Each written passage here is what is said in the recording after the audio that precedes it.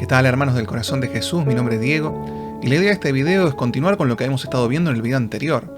Nosotros habíamos visto todo lo que tiene que ver con la historia de Caín y Abel. Sin embargo, la vida continúa. Y ahora vamos a ver cómo Adán y Eva, de entre sus hijos, tienen a Set. ¿Sí? Por eso vamos a leer a partir de Génesis, capítulo 5, versículo 3. Van a surgir algunas dudas o preguntas. Yo anoté tres más que nada por una cuestión de tiempo. La primera dice así: ¿por qué dice que Adán tuvo un hijo a su imagen y semejanza? ¿Quiénes eran los hijos de Dios y las hijas de los hombres? ¿A quién nos recuerda Enoc? Si ustedes llegan a tener más dudas o preguntas, me pueden escribir a momentodencuentroconjesús@gmail.com. Y para dar respuesta a estas preguntas vamos a ir directamente a nuestra fuente, que es la Biblia. En Génesis, capítulo 5, versículo 3, dice: tenía Adán 130 años de edad cuando tuvo un hijo a su imagen y semejanza, a quien llamó Set.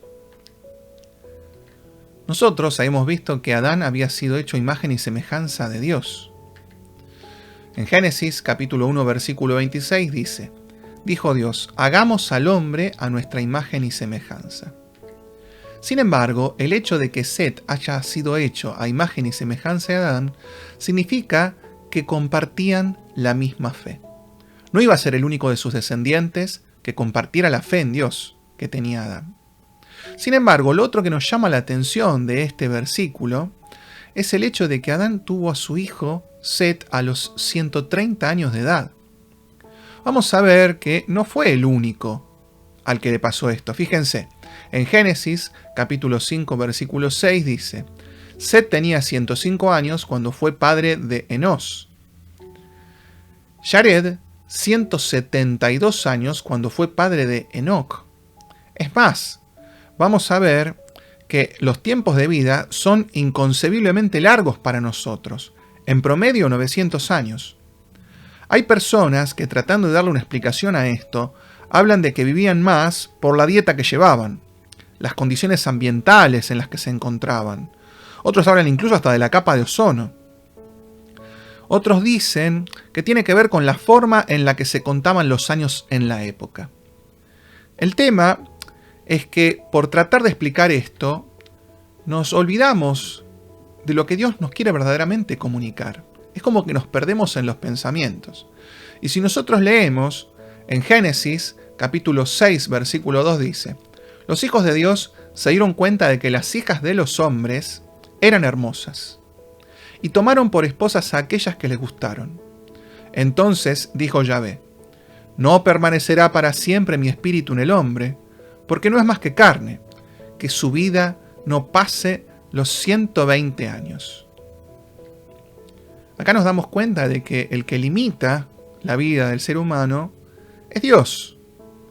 Sin embargo, nos aparece otra incógnita: ¿quiénes son los hijos de Dios y quiénes son las hijas de los hombres? Y eso nos lleva a la segunda pregunta.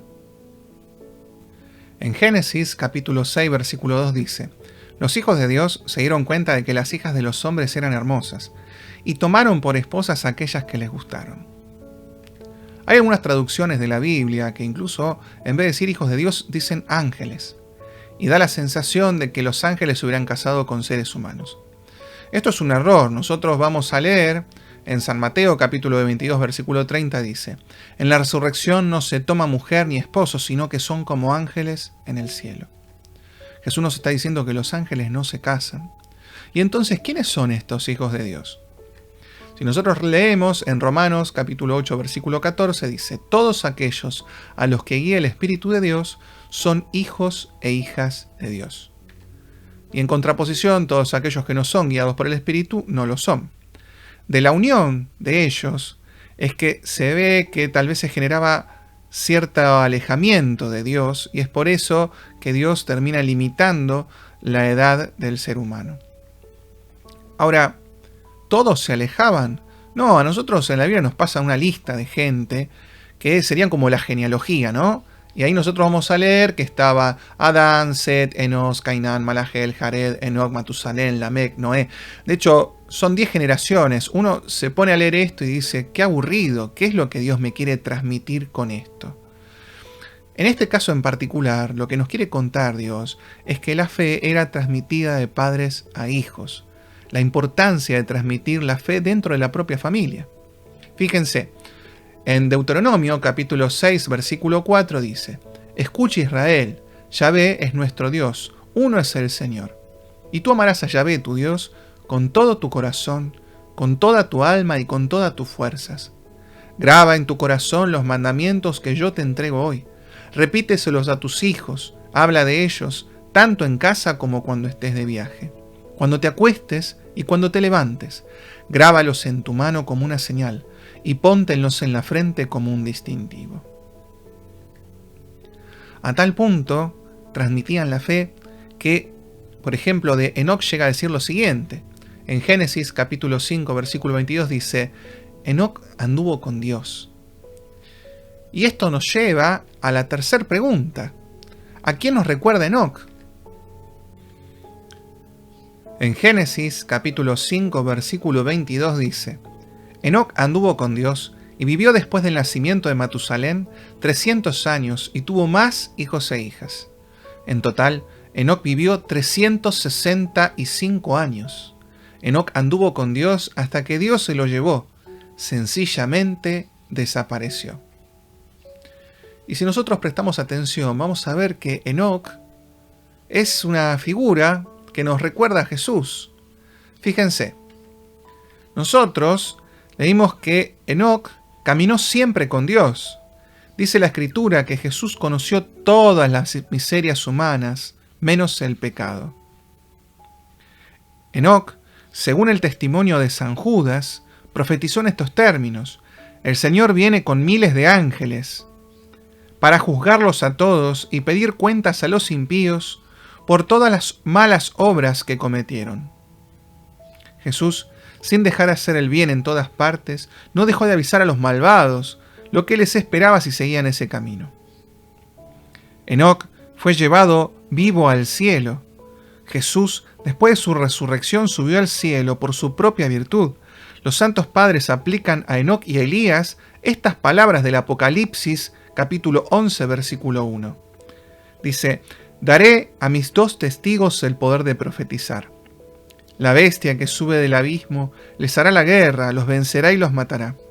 Sus cuerpos permanecerán 3 días y medio sin sepultura, pero después Dios soplará sobre ellos un espíritu de vida y subirán al cielo en una nube, a la vista de sus enemigos. ¿Esta profecía no se ha realizado en el Salvador? Jesús ha sido muerto por sus hermanos, instigados por el demonio, y luego permaneció 3 días en la tumba. Resucitó glorioso y subió al cielo 40 días después de su resurrección. Y alguno de los que me escuchan podrá pensar: y otra vez hablando de prefiguraciones, otra vez encontrando figuras previas en el Antiguo Testamento. ¿Y para qué están? Porque en realidad lo que nosotros tenemos que comprender es que están para recordarnos a Jesús. Están para que nosotros nos demos cuenta de que todo el Antiguo Testamento debe leerse a la luz del Nuevo Testamento. Que muchas de las cosas que el pecado hiere en el Antiguo Testamento recién son sanadas en Cristo, con su venida. Y es así que vamos a ver, por ejemplo, que habíamos leído nosotros en Génesis, capítulo 6, versículo 3, no permanecerá para siempre mi espíritu en el hombre, porque no es más que carne.